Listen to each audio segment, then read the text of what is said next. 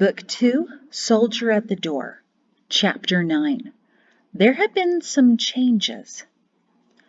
Two men sat in the dark office of an unlit building. She did it, Brizek breathed in a dazed monotone.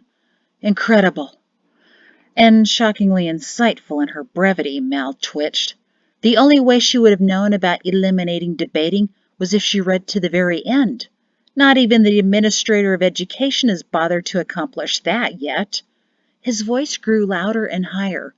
She's not a teacher anymore, nor does she have any children in the school, so why does she care? Well, that's one intelligent, independent, persistent... Annoying! Brizek shrugged in reluctant agreement. Annoying cat. I always hated cats, Mal mumbled. So, what kind of response will this receive? Perhaps, Mal said, holding up a finger. She should receive a personal one this time. Brizek's eyebrows rose. Are we now finding the North appealing again? He hasn't conquered that forest, although I'm sure he believes he has. They need to learn who is truly in charge of this world. I am. Brizek nodded slowly. I suppose that's the only answer, but... But what, Doctor? Mal sliced into his hesitation. I can't stop thinking that all she's done is send 4 letters. We're going to eliminate someone because of 4 letters? We've eliminated someone after only 1 letter, Doctor, Mal said steadily. Remember the father of that captain in grasses? The one who blamed the administrators for losing his cattle herd to the new mandates on production? You'd think the man would have been grateful to move to a village nearer his son. His son's quit the army, by the way. You may want to study his descent into depression after having lost all of his family. Truly tragic. But here, he gestured to Mrs. Shin's final note, here we have a woman who sent 4 letters, and we've let her go. Not only that, but she's questioned your research methods, Doctor. She's mocked the Department of Instruction. Well, if we're going to target someone about that, Brizek chuckled nervously, then I should be watching my back. She's questioning our administration, the old man burst out. The administrators who discovered the return of the garters, who ordered the army to put a fort in Edge, who gave her a husband. And this is how she thanks us for such attention to an undeserving woman in a meaningless little village. As you just pointed out, Nico, Brizek said in his best calming voice, she's small and insignificant. Mal jabbed his finger at him. Everything big began as something small, Doctor. Parents started that way too. As a boy with an oversized ego, you should have seen him when he was 13 and already taller than Ralph, strutting around the garrison with girls trailing behind him. His soldier twitched more violently. By the time he was 16, he had practically a horde of women. And then he came to the university and started command school. Mal stared off into the distance, his head nodding, then shifting into bobbling and shaking. Suddenly he was all seriousness, all focus, all study. But I knew what he was up to. He was plotting, even then as a 19-year-old. He analyzed and thought and argued about everything. Mal began to massage his hands, not realizing that he was frothing around the corners of his mouth. The good doctor noticed, but wisely didn't point that out. He's been plotting, that one has, Mal continued. I had him his 2nd year, and on his first day he challenged something I said, countering it out of the writings of all things.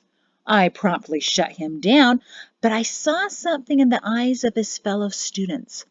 They admired him, Mal said, as if uttering the filthiest word in the world. And the next week he took me on again, with even more irrational and unproven arguments, and for even longer. And the other students, they were smiling. Mal's eyes squinted so severely he probably lost all sight. Brizek swallowed and calmly said, He was an arrogant boy, Nico. I heard the stories about him. Those students, they mistook his bravado for genuine bravery. They probably admired him because they saw him opposing authority, Mal spewed. Saw him fluster me on more than one occasion in front of all of them. Brizek's mouth formed a small O. He embarrassed you. Nico, he was only a boy. He didn't look like a boy, and he hadn't since he was 13, Mal protested. And he was never only a boy. He's been a plotting egomaniac long before he came to command school. Brizek exhaled. He knew he'd regret asking, but his curiosity was pushing him. Nico, plotting what? Mal leaned closer. To take over the world, he whispered. The good doctor would have snorted if it hadn't been for the deadly serious look in his companion's eyes that terrified him. Nico, you can't really believe. That was a stupid thing to say, and Mal's glare made it very clear. Brizek swallowed again. What evidence do you have that he's trying to take over the world? Mal scoffed. Look what he's done in the forests. Look how he's defied the laws. Oh, there's much more to it. You never heard him debating, but I did. He fully believes in the old prophecies that an end of some kind will come, that the wicked will be destroyed, and that the followers of the Creator alone will be saved. He had entire passages memorized and recited them in class. I'd go back to my office and look them up in a borrowed copy of the writings to see how correct he was, and he never deviated. He acted as if he really believed that nonsense, and I promise you, my good doctor, only a man intending to be the one to save the world would pay such close attention to the so-called prophecies telling him how. The weak-minded of the world believe that twaddle, and they'll throw their support behind the man who claims he believes it too. Mal stood up abruptly and marched to a bookshelf, aggressively shifting pages and dropping a few on the floor in a frantic effort to find something in the dim light. I'll prove it to you, he mumbled, as Brizek remained in his chair, taking mental notes about Chairman Nico Mal's stability. I've kept it to remember just to be sure that, ha! He held up a snippet of parchment and waved it around like a small banner.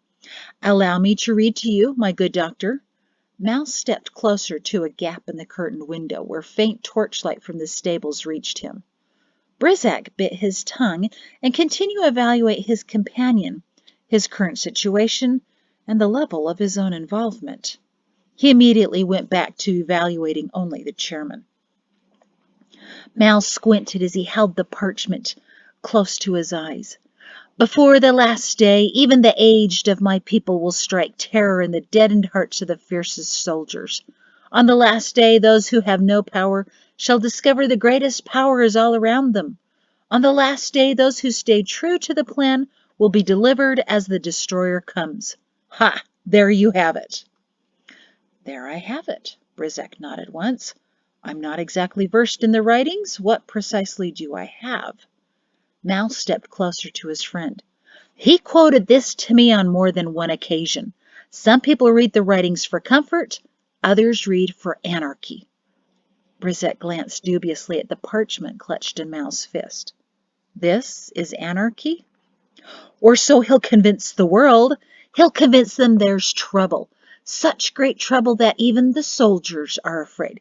But then he'll swoop down as High General or something and save the world before they're destroyed. I'm not entirely sure that's what that passage means. Who cares what it means? Mal ranted. There is no meaning except what we place on it. And the meaning he will construe is to make himself king and take away my power. It made sense, really, Brizek considered. What's the most powerful man in the world worried about? Another man becoming more powerful than him. People probably thought that having all power meant a life of security, but it was exactly the opposite. You never know when that security will be compromised.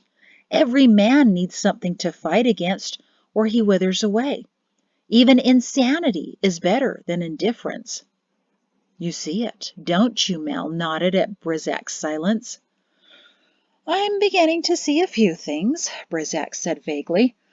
So this is what motivates you, the fear of losing your hold on the world? Mal scoffed at the obvious and plopped down in the chair with impatient aplomb.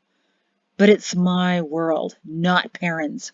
He thinks that prophecy will be fulfilled, and it will be fulfilled by me.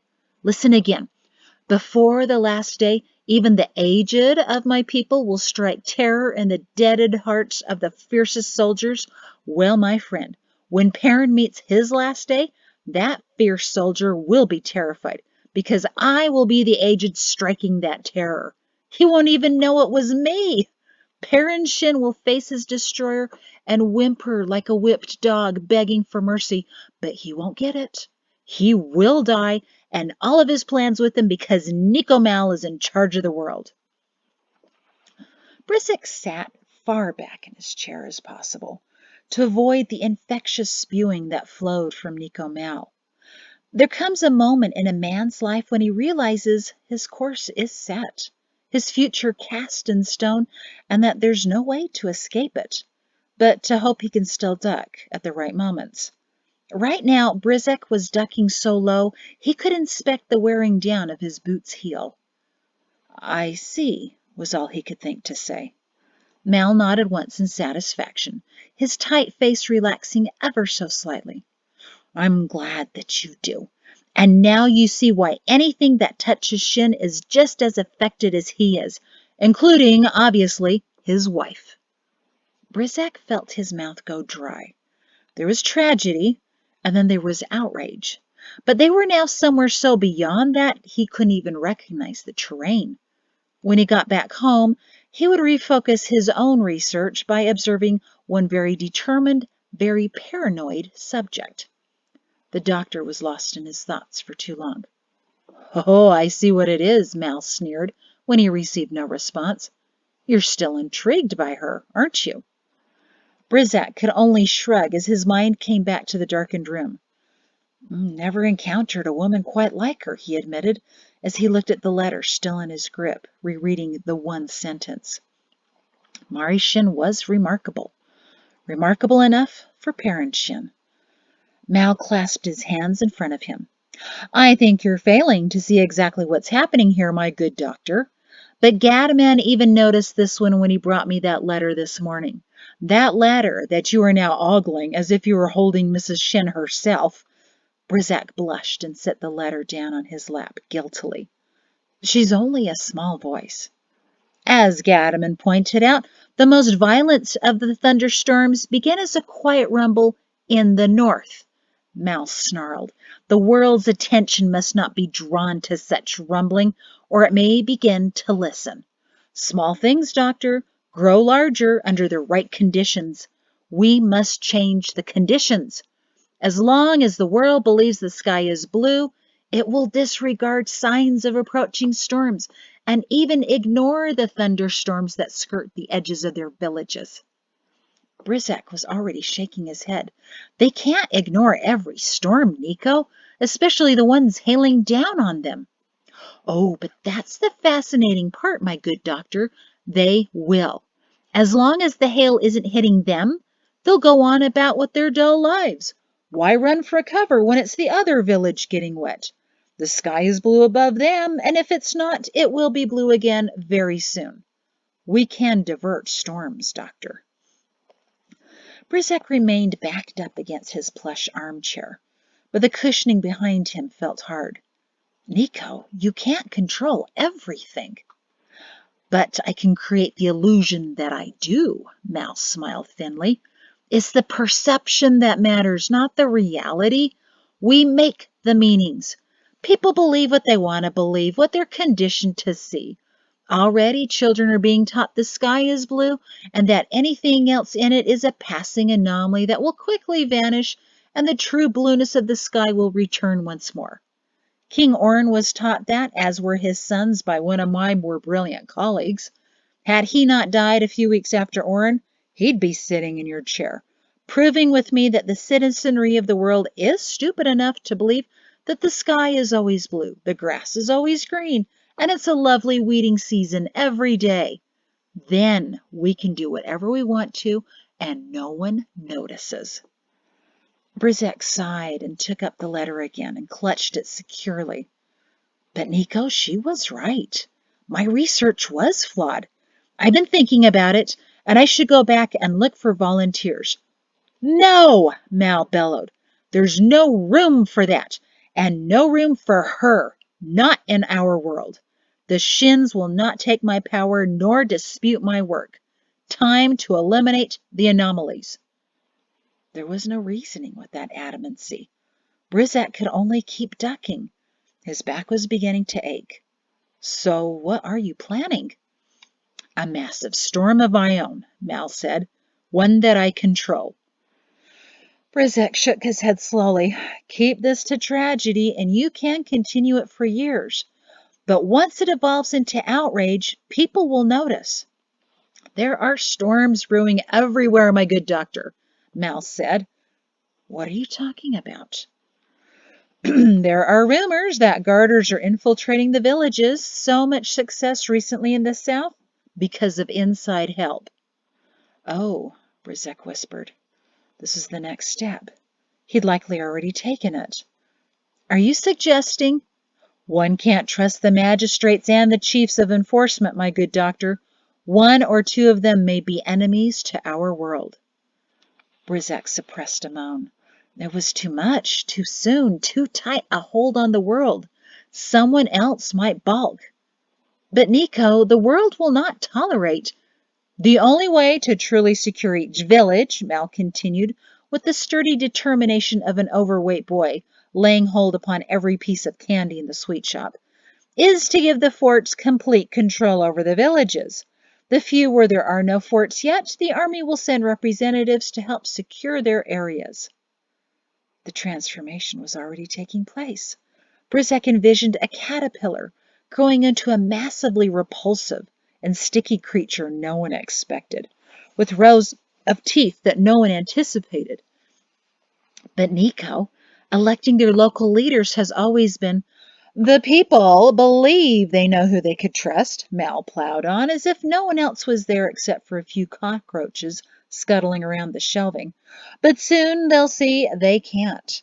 There are spies living among them whose knowledge is so intimate that even entire families could be wiped out with one massive, calculated garter attack in the north. Brizek could only swallow. And when the garters hit with full force, 3 villages at the same time targeting specific families, the world will realize how dependent they are upon the army of Idemia and the administrators who foresaw such a terrible outcome. Only the administrators directing the army can ensure the sky always remains blue. You still have Wiles' map, don't you, of Edge? Brizek whispered. The one marked with Perrin's house, his mother-in-law, and his great-aunt and uncle.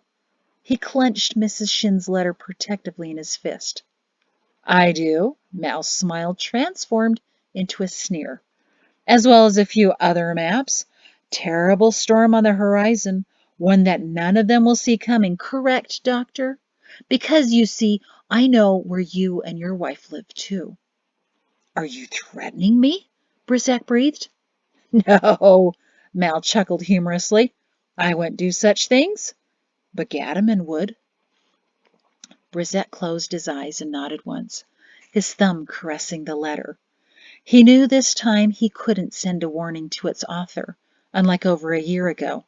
Indeed, now he felt to be more in danger than the Shins. Don't be so worried, my good doctor, Mal said in a sickly sing-song voice. If Shin is as skilled as a commander as you suppose he is, all will be well in Edge. And if he isn't, then you'll have a great deal to analyze about how people deal with extreme grief. But if all of the Shins are dead, Brizek whispered, his eyes still shut, who will grieve them? The doctor heard the smile in Mal's voice. Besides you? Why, the High General and his wife, of course. I've always wanted to watch an alpha wolf crumble. Brizek's eyes flashed open. I do believe this is one of my most brilliant plans. We'll be sorting information for years. A week before Pato's first birthday, on the 84th day of planting season 322, Mari went back to Mr. Heggett with her list in hand. He appreciatively studied it. "This is a bit different than the shortened version they sent to the teachers, Mrs. Shin. I read that thoroughly." His tone suggested someone who was hoping to appear as responsible as possible for someone of such a small stature burdened by the administrator of education to carry the entire weight of the Department of Instruction. Just the titles alone were exhausting. "But some of these future changes aren't in there. I wonder why." His voice trailed off as he sat behind his desk. He put her paper down on an untidy stack and tapped the list. Mari didn't have to see her notes to know what part he'd reached. "No need for debating. Well, I could see how it could save time, but still." He looked up to her. "Seems kind of a letdown, doesn't it?" Her faith in the little man began to increase. "I think my favorite debate in school was about who created nature's laws and why." Mr. Heggett got a faraway look in his eyes. "True, we got a little silly at times. One of my friends nearly had the class convinced it was our teacher who devised them, and she created the law, 'All things want to be on the ground,' to keep us in our seats. She said she would have rewritten it more forcefully to keep us flat on the ground." He chuckled at the memory. "But even so, it really got me thinking about forces and who's in charge." A smile grew on his face. Mari felt one reluctantly growing on her face, too. The man wasn't as bad as she wanted him to be. Despite all of her efforts not to, she almost felt some compassion for him. "You know, Mrs. Shin, these are only guidelines, not mandated yet. I know they're trying to be progressive, but for now, do you think Captain Shin would have a problem if we continued to allow debates?" Mari was a mixture of relief and confusion. "I think continuing the debates is a wonderful idea, as long as you still cover everything on that test." Irritation snuck into her tone. "And Captain Shin was a great debater himself, but why would his approval be needed?" The director's face went from pleased to looking as if he'd accidentally uttered a very nasty word. "It's only that he's the authority here, and—" "Captain Shin's the authority," Mari chuckled. "Mr. Heggett, I thought you were. And the authority for the village is the elected magistrate. Captain Shin merely keeps the garters away, and he's done that quite admirably." The director chewed nervously on his lower lip. "I see, Mrs. Shin, of course." He sat up and straightened some papers, which only disrupted several stacks in front of him. "And I've heard about your after-school care program," he said brightly, changing the subject. "I'm suggesting to the Department of Instruction that they consider implementing similar programs." "I already did, many weeks ago," Mari sighed. "I received form letter number 2. But maybe you'll have better luck. I've sent 2 more letters simply to see if anyone bothers to read them. Chances are I'll only collect more forms. People in Idamia don't care about the opinions of little women in tiny villages like Edge." Perrin came home much later than expected that night. Mari panicked briefly before remembering that he'd send Shem or another messenger should anything drag him away for an extended time again. Jatsi waited impatiently by the door, calling, "Fodder!" and Pato dragged his at-home boots around in the gathering room in anticipation. When Perrin finally did come home, he greeted his little ones with a grim expression. "Mari," he called to her in the kitchen where he heard her washing up, "there have been some changes." "Does it have anything to do with you being the authority in Edge?" Mari called back casually. His mouth dropped open. "How did you know?" "They should have told you before they told the director of schools." She came out of the kitchen with a plateful, grinning. But he didn't return the grin. That's when Mari felt a cold heaviness in the house. It was as if Perrin brought it with him as a wave, and it just now hit her, dark and menacing, as she clumsily put his dinner on the table.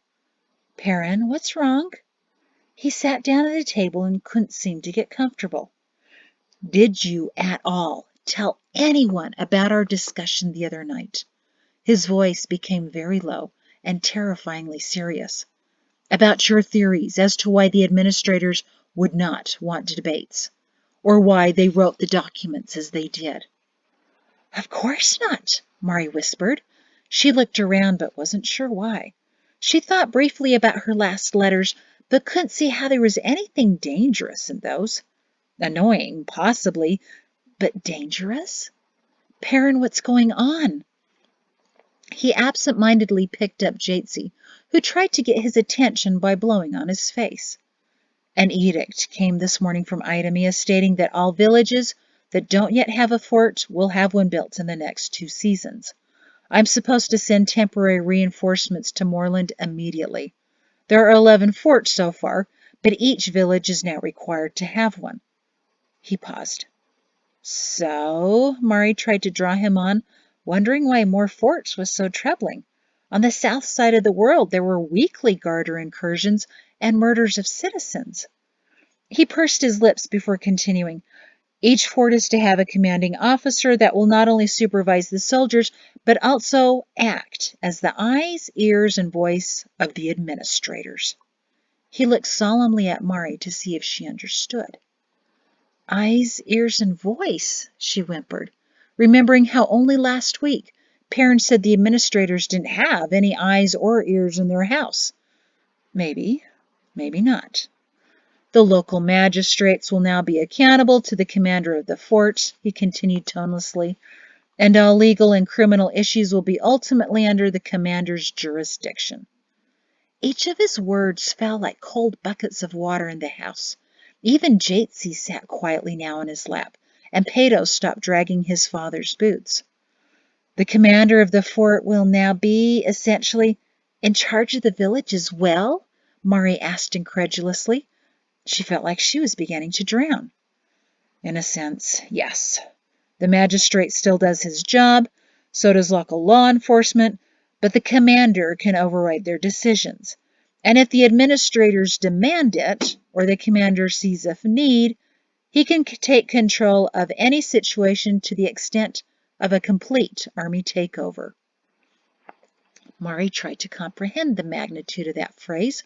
She wasn't sure what it meant, except that the issue of debating suddenly seemed trifling. And the commander of the Fort of Edge, she began, hoping that the rest of the sentence would not be, is Captain Shin. It seemed too much authority for a lowly captain. Must hold at least the rank of major, he announced. Ah, Mari said, feeling a little bit of breathing room. With the same heaviness, Perrin added, I've been promoted. The words seemed to suck the remaining air out of the room.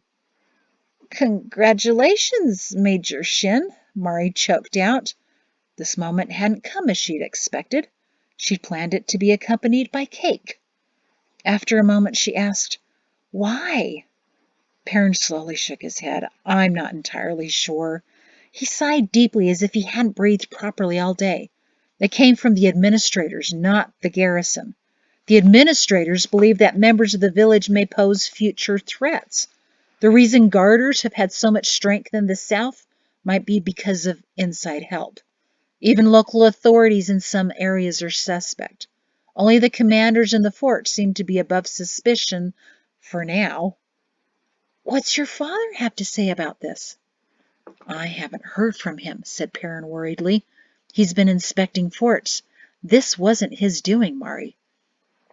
Mari felt a chill, followed by a sudden sense of panic. Perrin, I've sent only 4 letters. No one reads them. I talk only to you. I didn't cause this, she gasped. Is that what you think? Somehow this is all my fault?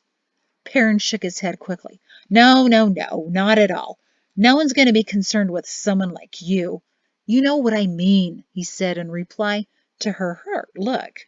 The only reason I asked is because that's precisely the kind of talk I'm supposed to be listening for, he said in an earnest whisper.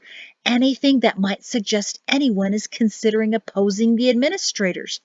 I didn't want to come back to me that I should start keeping a file on my own wife. Isn't that what she predicted 3 years ago in that second debate where she shouted at an army captain about the administrators taking away their freedoms? She'd been right, and back then she would have gloated. But tonight Tonight, that army captain, Major, tightly cradled his little girl, who played quietly with the shining buttons on his uniform sleeve. He didn't notice her lick them, because his gaze darted around the table in deep, troubled thought. And tonight, Mari didn't feel any sense of triumphant anger, but instead was absorbed by a sense of dread, or foreboding that told her that she didn't understand now that what she didn't understand now, she wasn't going to like once she did. "I don't know what all of this means either," he said quietly, as if he could read her mind. "And now I'm the eyes and ears of the administrators." He shook his head at the absurdity of it all. "And voice," she reminded him feebly. "Gadaman's private army? Oh, how progressive." "I talked to the director of schools," Mari suddenly remembered. "Parent, Mr. Hegig asked if you'd approve of his allowing debates." "What did you tell him?" He continued to stare at the table while his daughter rubbed his silver buttons with her finger. "I told him I thought you'd approve, but that I didn't know why he needed your permission. Oh, but now I do. Will everyone need your permission to do anything?" He dropped his head into his hands while Jatsi wriggled off his lap. Other buttons on his jacket needed shining up, and her tongue was out and ready. "I'm praying no. I'm late because the magistrate and chief of enforcement were in my office all afternoon. Mari, it was pathetic. Two panicked men, old enough to be my father, trying subtly to find out if I was about to oust them." He looked up at her, exasperation on his face. "I didn't sign up for this. I want to teach boys how to channel their aggression into something useful. I don't have all day to assure a nervous magistrate and his furious chief of enforcement that I'm not about to take over their village. And I told them that repeatedly. Just keep everyone in the village in line, and I'll keep myself happily to the fort. I hate politics," he boomed. "Major Shin," Mari hushed him. "Stop, or you'll have to start a file on yourself." She had meant it seriously, but the ridiculousness of it all caught them both by surprise. Mari cracked a smile. Perrin began to chuckle. Then he laughed. Then he shook his head. Then he pounded his head on the table so that his plate rattled. Finally, Perrin groaned into the table. Whether out of pain or aggravation or both, Mari wasn't sure. She didn't know what to do as she sat helplessly across from him. But Jatsi giggled and patted his head. "Fodder funny." "Tell me the color of the sky today, Dorman," Rector Young asked over their late dinner. The last son of King Orrin smiled at the nightly routine that he never grew weary of. "It began as solid black because the cloud cover. When the sun rose, the black faded to a dull gray, which remained until midday meal. Then the clouds parted, the white sun shone, and the sections of the sky were a deep blue. By late afternoon, most of the long stretched clouds were gone, replaced instead by big fluffy white ones. At sunset, many of those clouds hovered at the horizon. The sky behind them was washed out blue with hints of green, while the sky in the east was so deeply blue it bordered on purple." He took a deep breath and plowed on. "Then the sun dipped behind the clouds, darkening them, but blazing all around like a pillow on fire, but warm and relenting like mashed potatoes lined with bright white. Then it all faded to pale blue and is now becoming black again, with white stars beginning to show." The rector and his wife beamed at each other. "He could be an artist with an eye for color and detail like that," Mrs. Young said in approval. "Certainly not a poet," the rector commented. "Clouds like burning pillows, mashed potatoes." "I'm tired and hungry," Dorman declared, digging into his dinner. The three of them laughed. "Besides," Dorman said after he swallowed down a mouthful, "I could never be an artist. I can't draw a straight line." "Oh, Dorman," Mrs. Young chuckled, "that's not a problem. No one ever wants a straight line in a painting. You see very well now, more than you ever did." "I must confess, once I quit assuming I already knew the truth was much easier to recognize." With a mind like that, you could do about anything, Dorman, the rector said. You keep saying that, he bobbled his head, but I still think you have too much faith in me. Well, someone has to, Mrs. Young said, sliding him the basket of biscuits. She nodded once to her husband. He nodded back. Dorman, did you hear what happened today about the fort commanders? How could I not? Dorman took 3 biscuits. Everyone was talking about it while we were clearing out the debris from the collapsed bridge. Even the soldiers redirecting carts were surprised by the change. And everyone has a different theory of what it means. After a moment, he asked, What does it mean? Well, we're not entirely sure ourselves, the rector admitted. I was actually hoping you might have an insight or two. Dorman shook his head.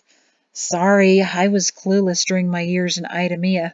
I never paid attention to the politics of anything. Rector Young exhaled. Well, then we should probably anticipate the worst. Mrs. Young and I discussed it, and Dorman, it's time to explain a few things to you. All right, he said, not too concerned as he took a big bite of his biscuit. You've explained so much to me in the past year. He stopped when he saw the grave expression on the couple's faces. Dorman, Rector Young began quietly, you're aware that we know about the so-called servants that your ancestors held, right? He nodded slowly. Your grandfather Quarrel IV freed them, Mrs. Young reminded him. 33 of them. Then they were removed by High General Shin, the older one, not the one now. Dorman stopped nodding. I didn't know that, he whispered. They were moved here to Winds, she explained. Dorman swallowed. Oh, no, are you too? Mrs. Young shook her head. No, we're not their descendants, Dorman. He sighed in relief. For a moment there I thought, Dorman, Rector Young cut him off gently. They were brought here to Winds and taught by some teachers how to do what everyone else takes for granted. How to buy things at the market, how to earn gold and silver, how to read and write. And they did learn very well. Well, that's good, Dorman said, perplexed as to where this was going. Dorman, have you ever wondered where they are now? He hadn't, and he didn't know what bothered him more, that he didn't know where they were, or that he'd never given them a second thought. I didn't, he admitted. Mrs. Young leaned toward him, her blonde locks streaked with gray falling into her face. Seasons ago, Dorman decided she was what his grandmothers would have looked like, the ones who, had they lived, would have snuck him sweets and read him stories when he was a child. Dorman, she said intently, would you like to know? And that is the end of the chapter. You'll have to find out about the servants later. There's actually a book about that. I wrote a prequel, I guess, some time ago. And I'm going to read that prequel as a book. Probably, I don't know, probably after book 4, that might be a good spot. But you can go ahead and find it now if you want. It's called The Walls in Idemia. Okay, thank you. Bye.